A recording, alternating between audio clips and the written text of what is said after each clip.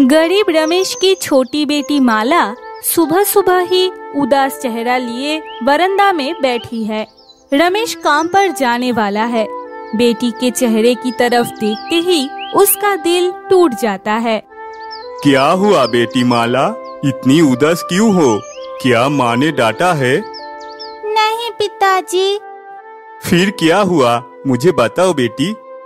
पिताजी, मेरी सब सहेलियाँ गुड़िया से खेलती है, लेकिन मेरे पास तो एक भी गुड़िया नहीं है। क्या आप मेरे लिए एक गुड़िया ला सकते हो?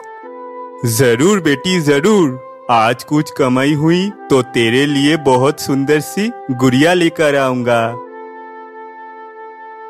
क्या बात हो रही है तुम दोनों के बीच?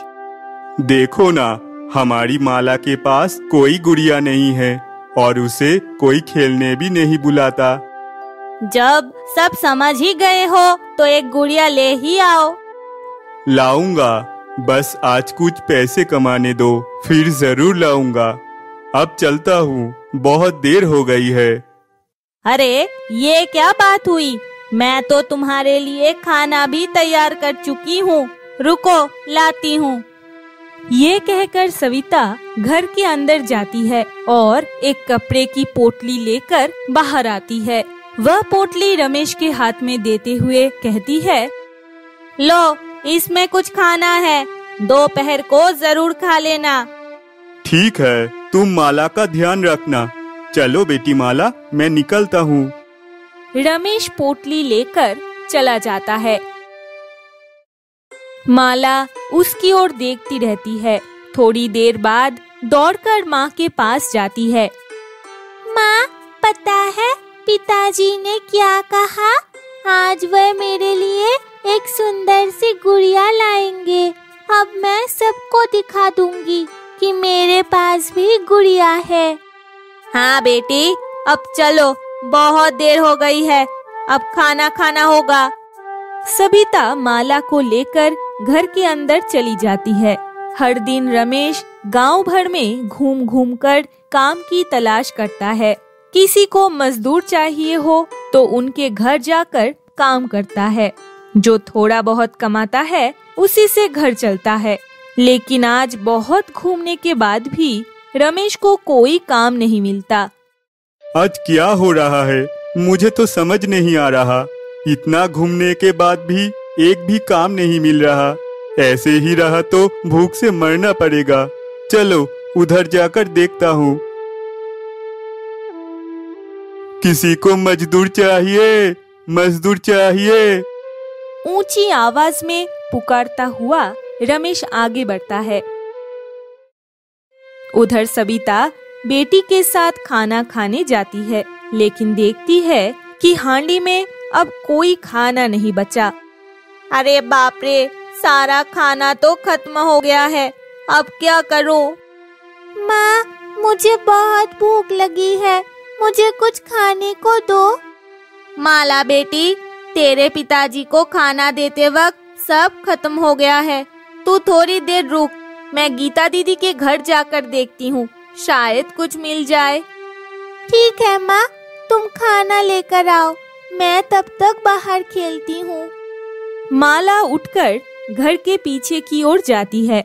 वहाँ कुछ बच्चे गुड़िया से खेल रहे होते हैं। माला उनके पास जाकर खड़ी हो जाती है। मैं भी तुम लोगों के साथ खेलना चाहती हूँ। तेरे पास गुड़िया है? अगर गुड़िया नहीं है तो हमारे साथ नहीं खेल सकती। नहीं, मेरे पास तो गुड़िया नहीं है।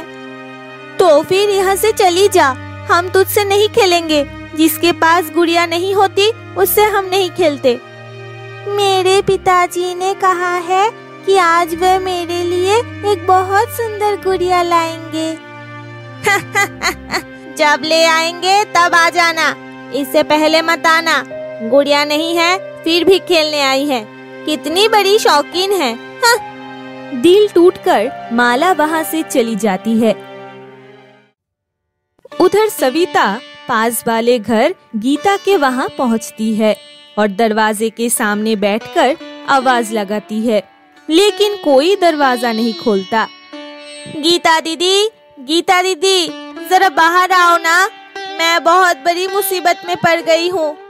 बहुत देर तक पुकारने के बाद भी जब कोई दरवाजा नहीं खोलता, सविता जाकर दरवाजे पर धक्का देती है। तभी अंदर से गीता दरवाजा खोलती है। क्या हुआ सविता, इस तरह इस समय दरवाजा क्यों पीट रही हो? दीदी, मैं बहुत परेशानी में हूँ। माला के पिताजी को खाना देने के चक्कर में घर में अब और कुछ नहीं बचा और उधर मेरी बच्ची भूख से तड़प रही है। तुम मेरे पास क्यों आई हो? अब मैं क्या कर सकती हूँ यहाँ पे? दीदी, अगर तुम एक वक्त का खाना दे दो तो बहुत बड़ी मदद हो जाएगी। मैं 2-1 दिन में तुम्हारा खाना लौटा दूंगी। नहीं सविता, हमारे घर में सुबह से खाना नहीं बना है, हम सब भूखे हैं। तुम वापस अपने घर जाओ और कोई और रास्ता देखो। ये कहकर गीता सविता के मुंह पर दरवाजा बंद कर देती है। सविता दुखी मन से घर की ओर लौट जाती है। उधर गीता की बेटी चंपा अंदर बैठकर खाना खा रही है। क्या हुआ माँ, बाहर कौन आया था? मत पूछ, वही भिखारिन आई थी। कह रही थी एक वक्त का खाना दे दो, 2 दिन में लौटा देगी। तो फिर तुमने क्या कहा, खाना दे दिया? क्या मैं पागल हूँ? उनको खाना दिया तो फिर वापसी का नाम नहीं होगा। जितने गरीब है अपना खाना भी नहीं चला पाते, लौटाएंगे कब? माँ, तुम बिल्कुल ठीक कह रही हो। चलो अब खाना खाओ। इधर पूरे गांव में घूमते घूमते रमेश का सारा दिन निकल गया, लेकिन उसकी किस्मत इतनी खराब थी कि उसे एक भी काम नहीं मिला। शाम को उदास चेहरा लेकर घर लौट आता है। घर आते ही माला दौड़ कर आती है। पिताजी, मेरी गुड़िया कहाँ है? गुड़िया तो सुंदर है ना, दिखाओ ना, जल्दी निकालो। मैं तुम्हारे लिए गुड़िया नहीं ला सका बेटी, आज मुझे कोई काम नहीं मिला। देखो बेटी, मेरे पास एक भी पैसा नहीं है। अब मैं क्या करूं? आपने कहा था गुड़िया लाओगे, फिर भी नहीं लाए। अब मुझे जरा भी प्यार नहीं करते। बेटी की रोने की आवाज सुनकर सविता बाहर आती है और देखती है कि रमेश बरामदा में उदास बैठा है। सविता उसके पास खड़ी हो जाती है।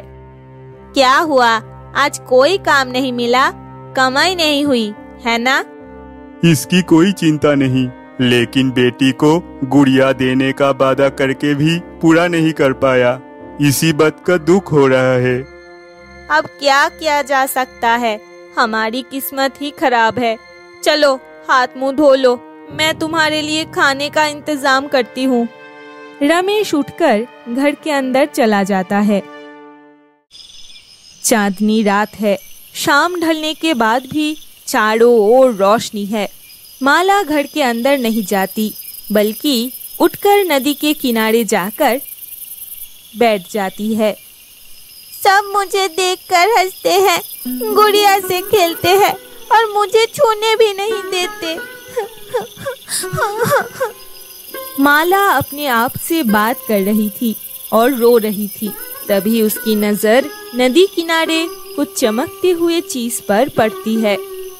लगता है जमीन पर कुछ पड़ा है, कुछ तो चमक रहा है, लेकिन क्या है वो? क्या मुझे जाकर उठाना चाहिए? जैसा सोचा वैसा किया। माला धीरे धीरे नदी किनारे जाती है और जमीन से वह चमकती चीज उठाती है। चांदनी रोशनी में देखने में दिक्कत नहीं होती। वह थी एक काली गुड़िया। गुड़िया थोड़ी जली हुई थी, लेकिन बहुत सुंदर। इतनी सुंदर गुड़िया, और किसी ने इसे ऐसे ही नदी में फेंक दिया। चलो अच्छा हुआ मुझे मिल गई। अगर टूकू देखती तो जरूर ले जाती। अब ये गुड़िया मेरी है, मैं इसे ही खेलूंगी। माला गुड़िया को नदी के पानी से धोती है और घर की ओर लौट जाती है। इधर रमेश हाथ मुंह धोकर घर आया है। सविता उसके पास जाकर बैठती है। अब ये लड़की कहाँ चली गई? बहुत रात हो गई, खाना नहीं खाएगी क्या? खाना मिलेगा कहाँ से? सुबह से बच्ची भूखी है, ऊपर से तुम भी उसके लिए गुड़िया नहीं लाए। शायद नाराज होकर कहीं चली गई है। क्या बोल रही हो? सुबह से तुम लोग भूखी हो? घर में खाना नहीं है, ये पहले क्यों नहीं बताया? गीता दीदी से कुछ खाना तो ला सकती थी। क्या तुम सोचते हो कि मैं गीता दीदी के पास नहीं गई? लेकिन उन्होंने तो मुंह पर दरवाजा बंद कर दिया। तुम थोड़ी देर बैठो, मैं कुछ खाने का इंतजाम करता हूँ। रमेश उठकर बाहर चला जाता है। कुछ देर बाद वह लौट आता है। फिर देर रात को सब खाना खाकर सो जाते हैं। लेकिन रात के आखिरी पहर में जोरदार आंधी तूफान आता है। उनके घर की छत टूट जाती है और पानी टपकने लगता है। ये सुनकर रमेश और सविता नींद से जग जाती है। हे भगवान, ये क्या हो गया? घर की छत टूट गई है और पानी टपकने लगा है। घर तो जैसे डूबने ही वाला है। अब क्या करूं? माला अब भी गहरी नींद में सोई हुई थी। उसके हाथ के पास वही अधजली काली गुड़िया थी। माला नींद में ही उसे सीने से लगा लेती है और आश्चर्य की बात है कि उसी समय घर में बारिश का पानी गिरना बंद हो जाता है। अरे ये क्या चमत्कार है! अब तो घर में पानी नहीं आ रहा, लेकिन बारिश तो अब भी हो रही है। फिर पानी अंदर क्यों नहीं आ रहा? शायद भगवान ने हमारी तकलीफ देखकर हम पर कृपा की है। चलो अब सो जाओ, बहुत रात हो चुकी है। पूरी रात बारिश होती रही, लेकिन घर में अब और पानी नहीं आया। अगले दिन सुबह रमेश रोज की तरह काम पर निकल गया और कुछ ही देर में उसे गांव के मुखिया की जमीन पर काम मिल गया। रमेश वहां फावड़ा चलाकर जमीन को जोतने लगा। चलो भला हुआ, आज सुबह सुबह ही काम मिल गया। लगता है आज मुझे खाली हाथ लौटना नहीं पड़ेगा। अगर जल्दी काम खत्म हो जाए तो और कुछ काम ढूंढ लूंगा। रमेश मन लगाकर काम कर रहा था।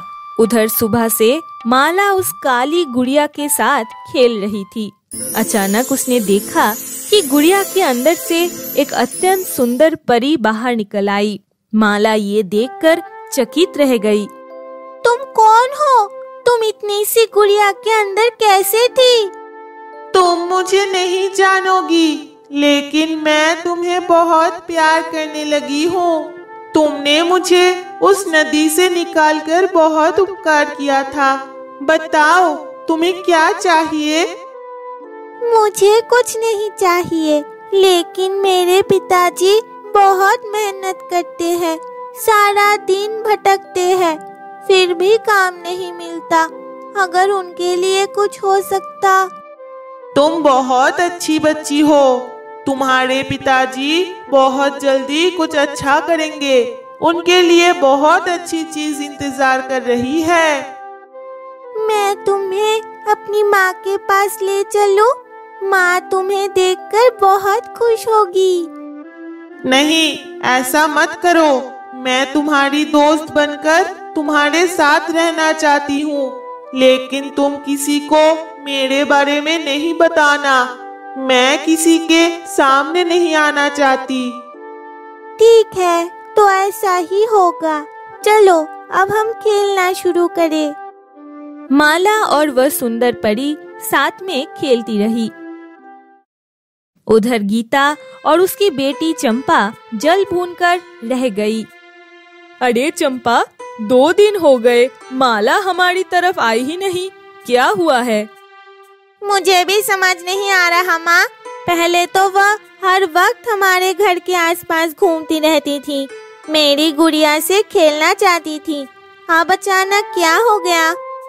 कभी मौका मिले तो जाकर देख आ, क्या कर रही है।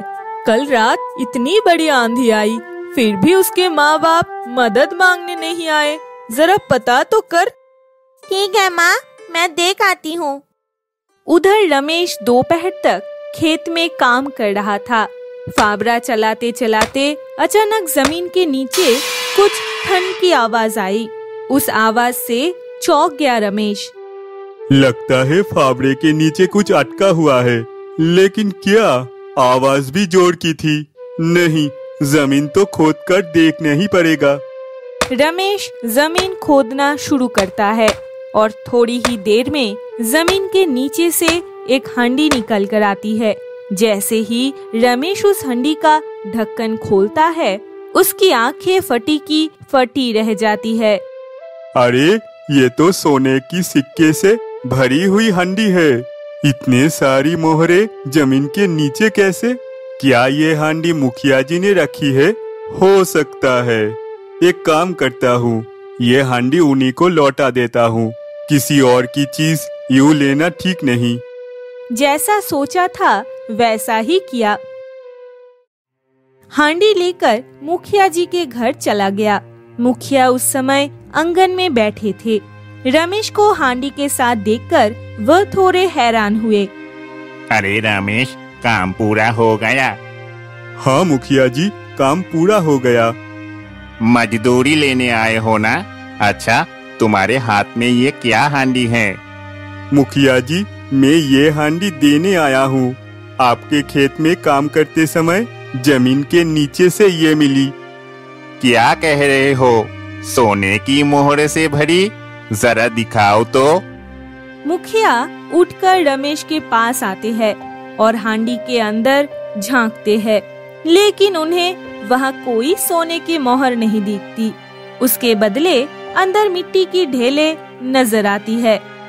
कहाँ है सोने की मोहरे? ये तो मिट्टी की ढेले है। क्या कह रहे हैं मुखिया जी? ये तो साफ साफ सोने की मोहरी है। आप ध्यान से देखिए कैसे चमक रही है। तुम्हारा दिमाग क्या खराब हो गया है रमेश? कैसे उल्टी सीधी बातें कर रहे हो? ये लो अपनी मजदूरी और इस मिट्टी भरी हंडी को भी ले जाओ। रमेश क्या करता, मजदूरी और हांडी लेकर घर लौट आया। उधर पड़ोसी की बेटी चंपा छुपकर माला पर नजर रख रही थी। माला उस सुंदर परी के साथ अब भी खेल रही थी। अब तो मुझे घर जाना होगा, मुझे अब जाना चाहिए। ठीक है, तो मैं आज के लिए फिर से गुड़िया के अंदर चली जाती हूँ। कल फिर से तुम्हारे साथ खेलूंगी। ये कहकर वह सुंदर परी गुड़िया के अंदर समा जाती है। माला गुड़िया को लेकर घर चली जाती है। उसे पता ही नहीं चला कि ये सब कुछ चंपा छुपकर देख रही थी। ओह, तो ये है सारा माजरा। लेकिन माला को वह जादुई गुड़िया मिली कहाँ से? कितनी सुंदर है वो, और उसके अंदर से परी भी निकलती है। काश वह गुड़िया मेरी होती। आज रात ही मम्मी पापा को सब कुछ बताना होगा। रात को रमेश पत्नी और बेटी के साथ बैठा था। सामने वही मोहरों वाली हांडी रखी थी। फिर उसने हांडी उलटकर सबके सामने ढेर कर दी। हे भगवान, ये क्या देख रही हूँ मैं? इतनी सारी सोने की मोहरे, ये सब कुछ तुम्हें कहाँ से मिली? सब भगवान की मर्जी है। अब उन्होंने हमारी ओर ध्यान दिया है। यानी ये सब उस गुड़िया की वजह से हो रही है। क्या? किस गुड़िया की बात कर रही हो माला? गुड़िया की वजह से क्या हो रहा है? पिताजी, मुझे एक गुड़िया मिली है। उसके अंदर एक सुंदर सी परी रहती है। वही हमारी मदद कर रही है। आज दोपहर मैंने उससे आपकी बात की थी और उसके बाद ही ये सब हुआ। लेकिन वो लड़की कहाँ है? हम भी उसे देखना चाहती है। और वो गुड़िया कहाँ है? वह मेरे साथ खेलते समय गुड़िया से बाहर आती है और फिर अंदर चली जाती है। वह किसी और के सामने नहीं आना चाहती। ठीक है, तो कल हमें भी दिखाना कौन है वो लड़की। अगर तुम उससे हमारी बात करोगी तो वो शायद मान जाएगी। ठीक है माँ, मैं उससे बात करूँगी। उधर उसी रात चंपा ने माला की गुड़िया की बात अपने माँ बाप से कह दी। पहले तो उन्हें यकीन नहीं हुआ, पर चंपा ने बहुत समझाकर उन्हें यकीन दिलाया।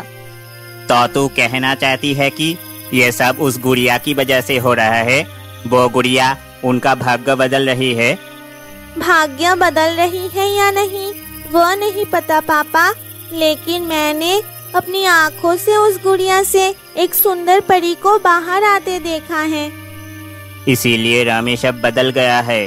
पहले तो उसे सारा गांव घूमने पर भी काम नहीं मिलता था, अब तो मुखिया के खेत में काम कर रहा है। मैं कहती हूँ रात काफी हो गई है, अब तुम उस गुड़िया को चुपचाप चुरा लाओ। एक बार वह गुड़िया हमारे पास आ जाए, फिर हमारी किस्मत भी बदल जाएगी। आखिर चोरी करो, अगर पकड़ा गया तो? पापा मुझे वो गुड़िया चाहिए, जैसे भी हो वह गुड़िया ला कर दो। पत्नी और बेटी की जिद के आगे गणेश मान जाता है और वह अंधेरे में घर से निकल पड़ता है। बहुत रात हो चुकी थी, सब गहरी नींद में थे। उनके पलंग के पास एक खिड़की खुली थी। गणेश डरते डरते उस खिड़की के पास पहुंचता है। फिर वह माला के पास से वह काली गुड़िया चुपचाप उठा लेता है और तुरंत वहां से निकल जाता है। जैसे ही वह गुड़िया लेकर अपने घर पहुंचता है, चंपा उसे देखकर खुशी से झूम उठती है। अब इस गुड़िया से वह सुंदर परी बाहर निकलेगी। ओ सुंदर परी, मैं तुम्हें आदेश देती हूँ, गुड़िया के अंदर से बाहर आ जाओ। चंपा की बात खत्म होते ही तेज आंधी चलने लगी। जैसे उस बेकाबू हवा ने उनके घर को हिला डाला, वे सब एक दूसरे को पकड़कर डर के मारे कांपने लगे। हवा की रफ्तार धीरे धीरे और तेज होने लगी। ये क्या हो रहा है? अरे बाप रे, मुझे तो बहुत डर लग रहा है। क्या ये सब उस गुड़िया की वजह से हो रहा है? नहीं माँ, ऐसा तो कुछ होना नहीं चाहिए था। गुड़िया के अंदर से तो एक परी निकलनी थी। पता नहीं इस कमबख्त की बातों में आकर क्या मुसीबत ले आए हम। हवा की सीटी जैसी आवाजों के साथ एक फुसफुसाती सी आवाज सुनाई दी। वह आवाज जैसे कुछ कह रही थी। वे सब ध्यान से सुनने लगे। मुझे मेरी जगह पर वापस छोड़ाओ, नहीं तो मैं ही बनूंगी तुम्हारा विनाश। मेरे ही जरिए खत्म हो जाओगे तुम सब। जा रहा हूँ, मैं अभी के अभी लेकर जा रहा हूँ। चंपा कुछ बोल भी नहीं पाई। तभी उनके घर की छत उड़ गई, जैसे कोई राक्षस उनके घर पर तबाही मचाने आया हो। गणेश जितनी जल्दी हो सके गुड़िया को वापस उसकी जगह पर छोड़ आया। अगली सुबह माला सामान्य रूप से गुड़िया को लेकर बाहर निकली। मेरे माँ बाबा तुम्हें देखना चाहते हैं, तुम्हें डरने की कोई जरूरत नहीं। मेरे माँ बाबा बहुत अच्छे हैं, कृपया बाहर आओ और उन्हें दर्शन दो। माला की बात खत्म होते ही उस गुड़िया से वह सुंदर परी बाहर निकल आई। उसे देखकर सविता और रमेश हैरान रह गए। तुम कौन हो? हमारी इतनी मदद क्यों कर रही हो? तुम्हारा उद्देश्य क्या है? मैं परियों के राज्य की रानी हूँ। संतान ना पैदा कर पाने के कारण राजा मुझसे बहुत नाराज हो गया। उसने मुझे श्राप दिया कि मैं गुड़िया बन जाऊं और मुझे नदी में फेंक दिया। तभी से मैं इस गुड़िया में बंद रही और नदी में भटकती रही हूँ। लेकिन तुम हमारी बेटी की मदद क्यों कर रही हो? हम तो बहुत गरीब हैं, हमारे लिए इतना स्नेह क्यों? मैं अपनी बेटी को कभी प्यार नहीं कर पाई, लेकिन जब माला ने मुझे प्यार से उठाया तो मुझे भी उससे मोह हो गया। तभी से मैं उसकी साथी बन गई, हर दुख सुख की साथी। अब तुम्हें उस गुड़िया के अंदर रहने की कोई जरूरत नहीं। तुम्हारी कृपा से हमने बहुत कुछ पाया है, हमारी किस्मत बदल गई है। आज से तुम हमारे साथ रहोगी, हमारी बेटी बनकर। मैं इस जीवन में इस गुड़िया से हमेशा के लिए बाहर नहीं रह सकती। एक निश्चित समय के बाद मुझे फिर से गुड़िया के अंदर जाना होगा। तो क्या उपाय है? हम तुम्हें खोना नहीं चाहते। हमने तुम्हें दिल से अपनी बेटी मान लिया है। मैं ऐसे ही रहूंगी। एक तय समय पर गुड़िया से बाहर आऊंगी और समय पूरा होते ही फिर उसमें समा जाऊंगी। ठीक है, ऐसा ही होगा। आज से माला ही नहीं, ये सुंदर परी भी हमारी बेटी है। उसी दिन से वह सुंदर परी माला के साथ रहने लगी और वे सब मिलकर सुख शांति से जीवन बिताने लगे।